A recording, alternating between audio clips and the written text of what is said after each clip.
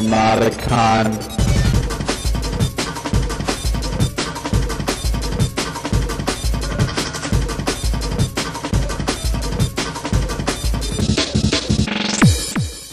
Surprise, surprise, if you've seen the show at all, you know that's what I'm into.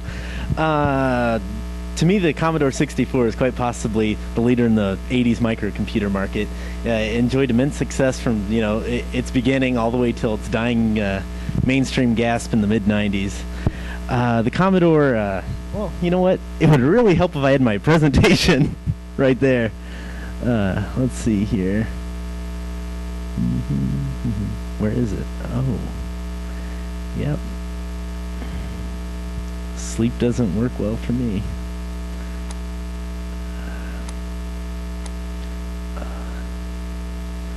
Yep. Okay, there we go.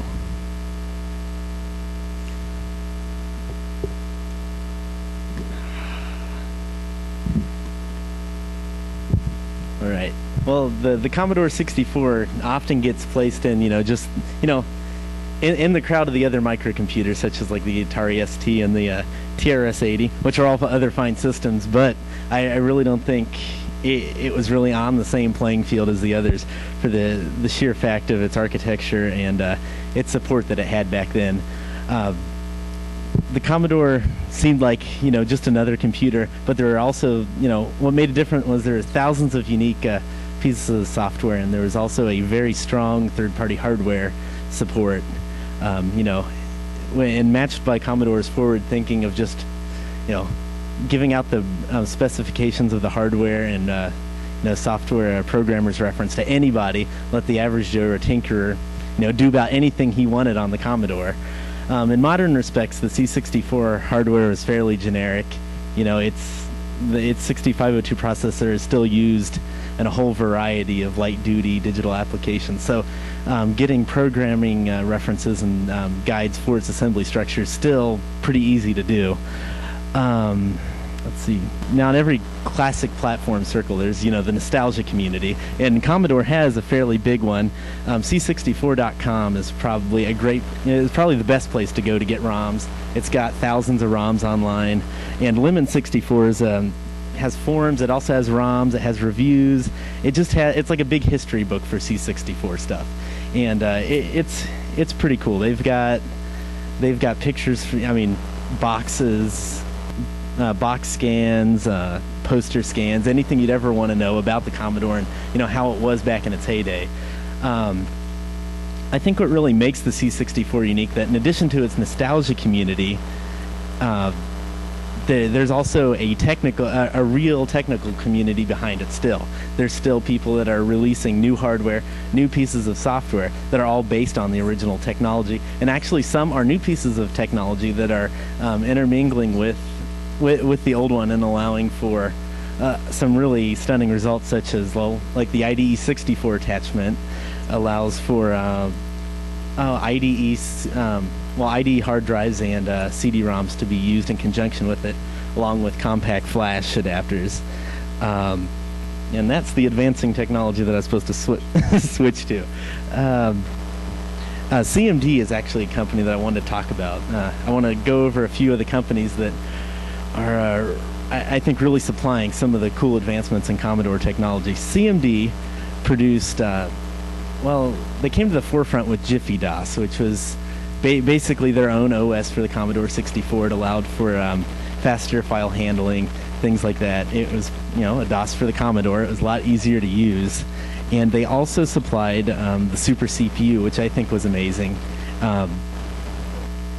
It's a processor adapter that allows a jump from the standard 1 megahertz to over 20 megahertz, which, still big whoop, it's just 20 megahertz. But compared to the system architecture and the way that it's designed, it's actually a really big improvement. And they also did the Super RAM adapter, which allows from the 64K RAM up to 16. Let's scroll down here. I just really feel this is like one of the best contributions. One of the sad parts about CMD is As of July 2004, they turned over all their Commodore product line to a small design company that's actually owned just by one individual, and he's not planning on producing any more of the product. Actually, I tried to contact him, and he's just not open to actually furthering this line anymore. But he did release, actually CMD did release the schematic, so it's now available to those who are brave enough to want to build the super CPU. But aside from that setback, another exciting development is the Modernity Group's release of the Wings operating system for the Commodore 64. Now, Wings is a totally modern operating system for the C64. It allows, well, it's a 16-bit OS that allows for multitasking. It does, however, require the CMD processor. Does not require this super RAM attachment, but it allows for things such as, like, a graphical user interface, multiple shell accounts, and integration with the internet via TCP/IP.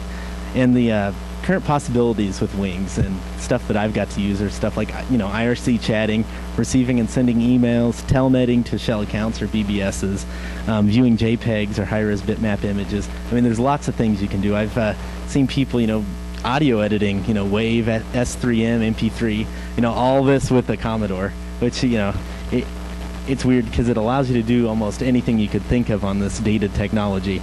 They also help in the production of the ID64, which on the Packet Sniffers, if you've watched any of it, you'll see me reviewing this item, and I really like it a lot. It's it's very nice to replace all your real flaky discs with true stable IDE technology. They also have a whole host of other items: heavy-duty power supplies, mouse adapters, interfaces to modern PS2 keyboards. They've really helped the connectivity with actual PC hardware. It's kind of nice. Now, another company I'd like to touch on is Protovision. Now, Protovision isn't really, they're a developer, but they're more of a distributor more than anything. They deal in, go down here, so I can tell you. They deal in just getting European releases of hardware and software out to the North American market, to people that wouldn't normally get the chance to have this for their systems. They also tour some of the biggest Commodore shows this side of the ocean. They've got they demonstrate and sell its product line, all over the place. And they also accept mail orders even from overseas. They also design totally original games and pieces of software, and they utilize the Super CPU and the Super RAM adapter. And actually, here's one of the trailers for their game, or for one of their games. I believe this one's called Metal Dust.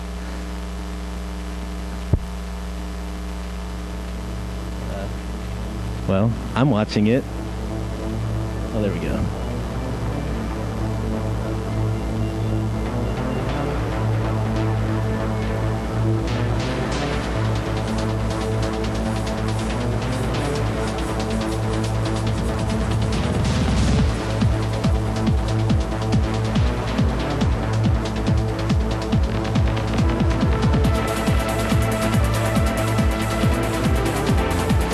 By today's standards, this is a whole awful lot.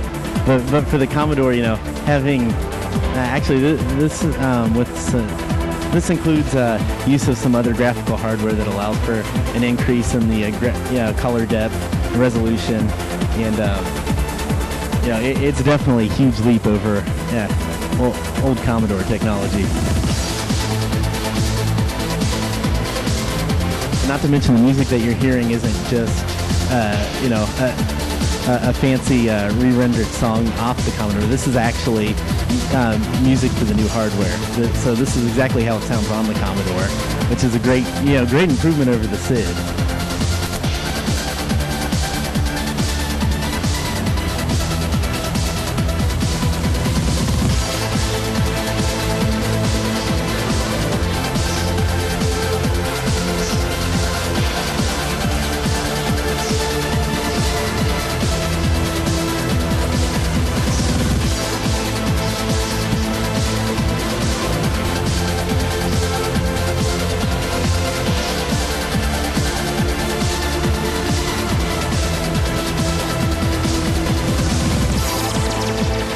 vertical shooters were, pretty much the first-person shooter of the 80s. They're my favorite anyhow.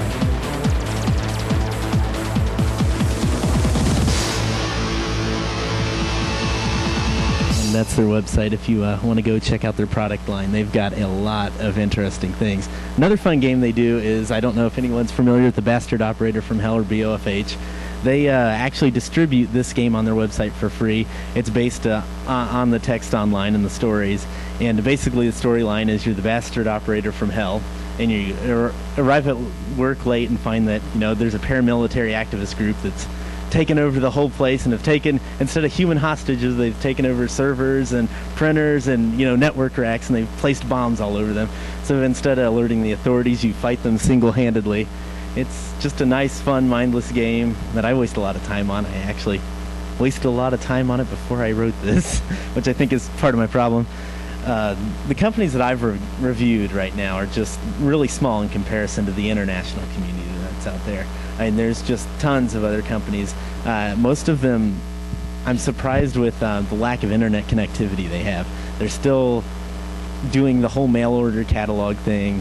They're just circulating these products mostly in Germany and outlying countries that around that region, and they're just pretty closed off. And what's the big deal? We have PCs that are pushing 2 gigahertz and over a gig of RAM. Why should we care?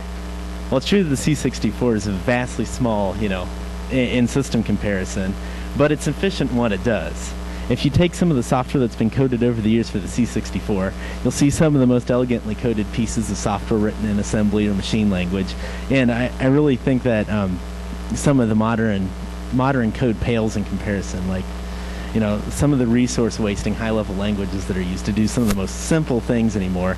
To me, it's sickening. It's like hunting chipmunks with a ting gauge. Oh, here's a file handler. I get Visual Basic. Boom. That's pretty much how I feel about modern programming anymore.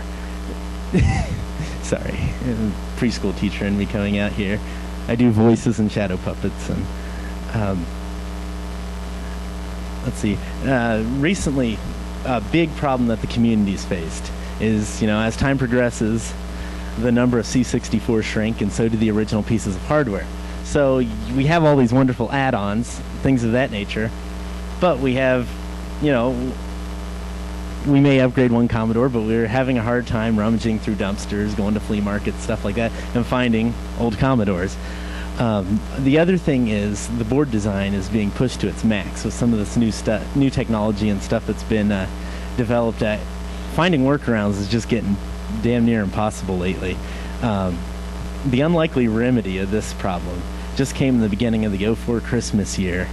In the novelty electronic market, they've had like the multi-game joysticks, like the Atari joystick that has like 30 games in it, and the ColecoVision joystick, all these little things. Well, they did that for the Sega Genesis, the Nintendo, and now they did it for the Commodore, which was released as the DTV, and it was exclusively sold to QVC, and I think it was after Thanksgiving they had it up for sale, mostly to target the nostalgia community. And actually, here's their commercial for the product. It'll come up here in a second.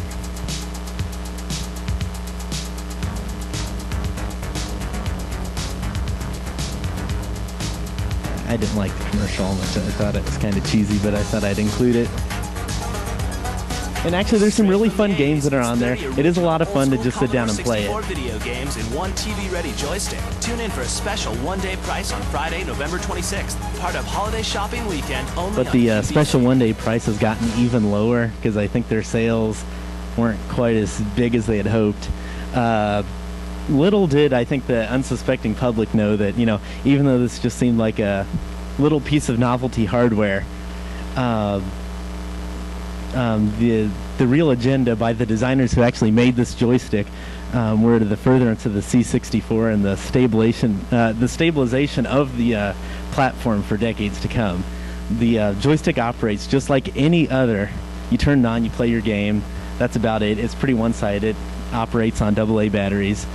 But when you open it up, with your favorite screwdriver, just you find that it's a completely fully functional Commodore 64, and it's actually no bigger than a playing card, but it has chips that are based from the same family. They're just newer, but they allow full emulation of the old hardware. Let's see, I lost my place. The improvements over this is it's actually faster processor, has double the RAM, has an enhanced video chipset, and also has all the interfacings for disk drive, a compact flash attachment. It's got, they wired this up. They knew what they were doing when they made this, pretty much. They made it as a means because they knew that pretty much the Commodore was never going to come back out, into the mainstream again. So I don't know whoever designed this. Designed it in such a way it was easily hacked apart, and you could turn it into a fully functional Commodore. And the board is just about that big. Actually, I think I got a picture of it here. And on the back there's some more interfacing, but right up there are some of the 4 main interface ports. Actually, one's for another joystick. And this can be used to mod it, and mod it in other, smaller cases. And I think the best part about it is the small form factor of it all. Let's see. And also with the video chipset, it allowed for a VGA monitor to be interfaced to it rather easily. So it goes from just being the, cool old school microcomputer to actually a real viable platform again. Let's see. And not to mention, it's fully backwards compatible with all the old software, as well as new software can be written to support the new features, to allow for higher processor rating, larger color depths.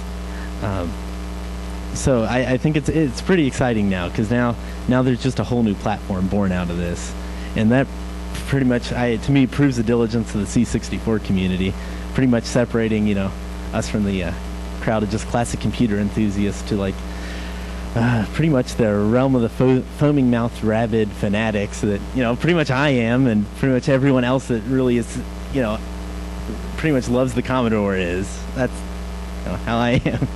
And will this technology last another 10 or 20 years? I really can't tell. But one thing can be certain, that the ideals and the community based on the technology that the C64 is built upon will still be present and continue to be every bit as useful as its wasteful competition. I pretty much have. I told you it was fast. That was it.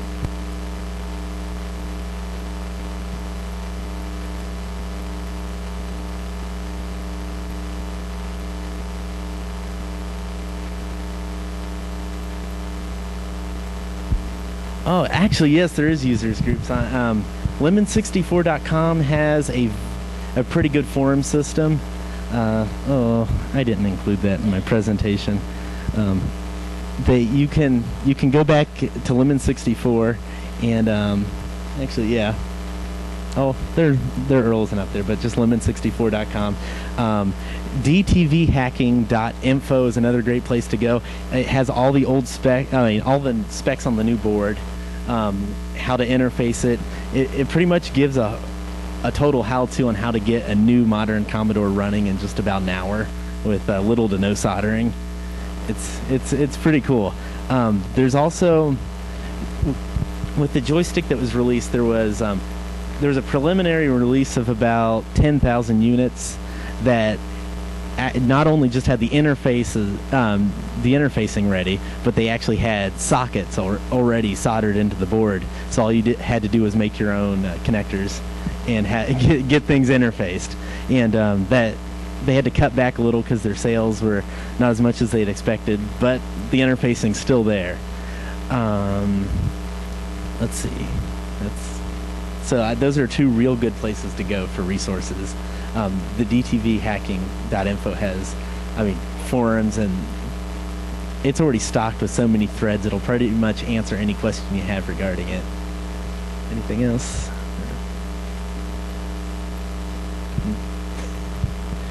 Well, I could dance or sing or something. But hey, you have a guitar, don't you? bring it on in. They sing some songs. But yeah, so that's about it.